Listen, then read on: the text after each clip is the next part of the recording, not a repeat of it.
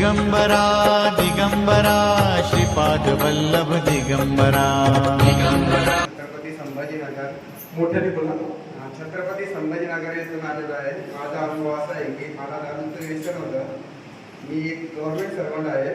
पोषकार कार्यालयामध्ये एक वरिष्ठ लिपिक म्हणून होतो. इतकी दारू प्यायचो की विचारूच नका. सकाळी 5 वाजता मी दारू प्यायला जायचो. परत मी वडील वारले. वडिलाला आगीला देताना मी शपथ घेतली की दारू पिणार नाही, तरी पण मी दारू पिलो. नंतर मला मलकापूर येथे घेऊन आले. मलकापूर येथे घेऊन आल्यानंतर महाराजांचा आशीर्वाद प्राप्त झाला.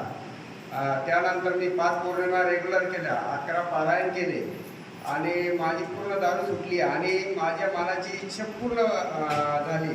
गाडी, घर हे सर्व आणि सुख संपन्न. आणि मी दरवर्षी नियमित महाराजांचा आशीर्वाद घ्यायला येतो. जेव्हा मला वाटलं की आज जायचं तर मी निघून येतो आणि त्यांचा आशीर्वाद घेतो. माझं सर्व कल्याण झालं आहे. टाळ्यांच्या गजरामुळे